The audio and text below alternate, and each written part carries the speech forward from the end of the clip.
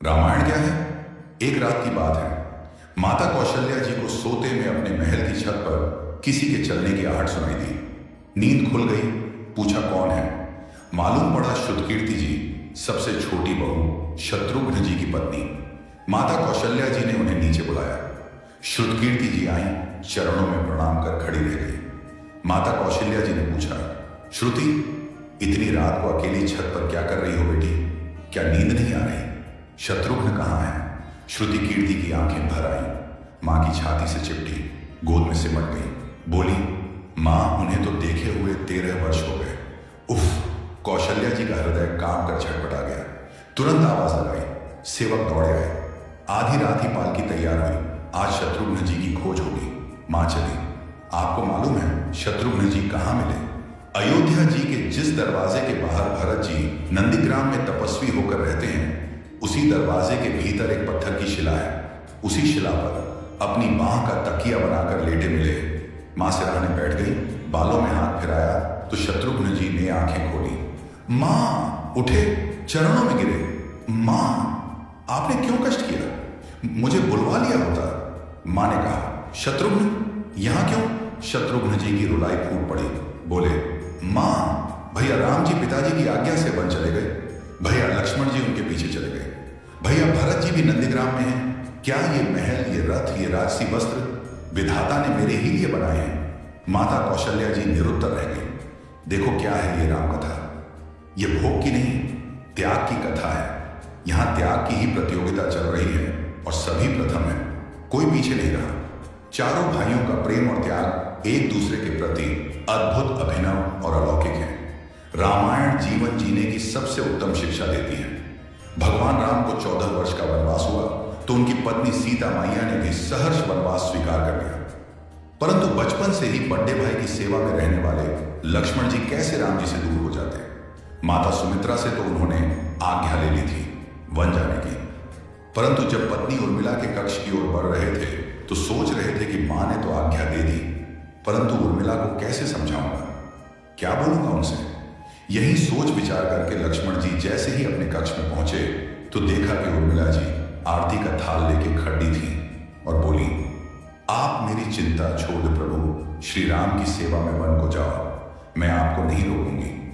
मेरे कारण आपकी सेवा में कोई बाधा ना आए, इसलिए साथ जाने की जिद भी नहीं करूंगी। लक्ष्मण जी को कहने में संकोच हो रहा था, परंतु उनके कुछ कहने से पहले ही उर्मिला जी ने उन्हें संकोच से बाहर निकाल दिया।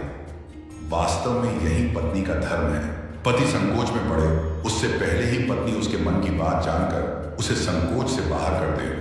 लक्ष्मण जी चले गए, परंतु 14 वर्ष तक उर्मिला ने एक तपस्विनी की भांति कठोर तप किया। वन में प्रभु श्री राम माता सीता की सेवा में लक्ष्मण जी कभी सोए नहीं, परंतु उर्मिला ने भी अपने महलों के द्वार कभी बंद नहीं किए और सारी रात जाग जाग कर उस दीपक की लौ को बुझने नहीं दिया। मेघनाथ से युद्ध करते हुए जब लक्ष्मण जी को शक्ति लग जाती है और हनुमान जी उनके लिए संजीवनी का पर्वत लेके लौट रहे होते हैं, तो बीच में जब हनुमान जी अयोध्या के ऊपर से गुजर रहे थे तो भरत जी उन्हें राक्षस समझकर बाण मारते हैं और हनुमान जी गिर जाते हैं। तब हनुमान जी सारा वृत्तांत सुनाते हैं कि सीता जी को रावण हर ले गया, लक्ष्मण जी युद्ध में मूर्छित हो गए। ये सुनते ही कौशल्या जी कहती हैं कि राम को कहना कि लक्ष्मण के बिना अयोध्या में पैर भी मत रखना, राम वन में ही रहे। माता सुमित्रा कहती हैं कि राम से कहना कि कोई बात नहीं, अभी शत्रुघ्न है, मैं उसे भेज दूंगी। मेरे दोनों पुत्र राम सेवा के लिए ही तो जन्मे हैं। माताओं का प्रेम देखकर हनुमान जी की आंखों से अश्रुधारा बह रही थी, परंतु जब उन्होंने उर्मिला जी को देखा तो सोचने लगे कि यह क्यों एकदम शांत और प्रसन्न खड़ी है। क्या इन्हें अपनी पति के प्राणों की कोई चिंता नहीं? हनुमान जी पूछते हैं, देवी, आपकी प्रसन्नता का कारण क्या है? आपके पति के प्राण संकट में हैं। सूर्य उदित होते ही सूर्य कुल का दीपक बुझ जाएगा। उर्मिला जी का उत्तर सुनकर तीनों लोगों का कोई भी प्राणी उनकी वंदना किए बिना नहीं रह पाएगा। उर्मिला बोली, मेरा दीपक संकट में नहीं है, वो बुझ ही नहीं सकता। रही सूर्योदय की बात, तो आप चाहें तो कुछ दिन अयोध्या में विश्राम कर लीजिए, क्योंकि आपके वहां पहुंचे बिना सूर्य उदित हो ही नहीं सकता। आपने कहा कि प्रभु श्री राम मेरे पति को अपनी गोद में लेकर बैठे हैं, जो योगेश्वर प्रभु श्री राम की गोदी में लेटा हो, काल उसे छू भी नहीं सकता। यह तो वो दोनों लीला कर रहे हैं। मेरे पति जब से वन गए हैं तब से सोए नहीं हैं। उन्होंने न सोने का प्रण लिया था, इसलिए वे थोड़ी देर विश्राम कर रहे हैं, और जब भगवान की गोद मिल गई तो थोड़ा विश्राम ज्यादा हो गया। वे उठ जाएंगे, और शक्ति मेरे पति को लगी ही नहीं, शक्ति तो प्रभु श्री राम जी को लगी है।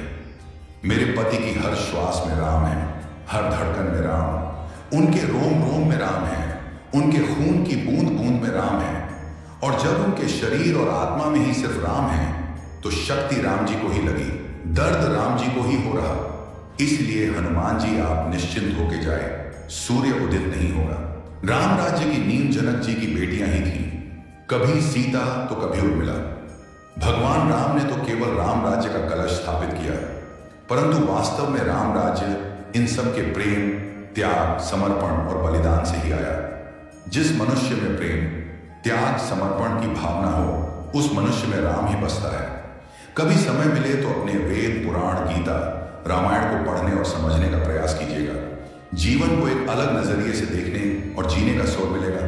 लक्ष्मण सा भाई हो, कौशल्या माई हो, स्वामी तुम जैसा मेरा रघुराय हो, नगरी हो अयोध्या सी, रघुकुल सा घराना हो, चरण हो राघव के जहां मेरा ठिकाना हो त्याग भरत जैसा, सीता सी नारी हो, लव कुश के जैसी संतान हमारी हो, श्रद्धा हो श्रवण जैसी, सबरी सी भक्ति हो हनुमत के जैसी, निष्ठा और शक्ति हो। ये रामायण है, पुण्य कथा श्री राम की। जय जय श्री राम।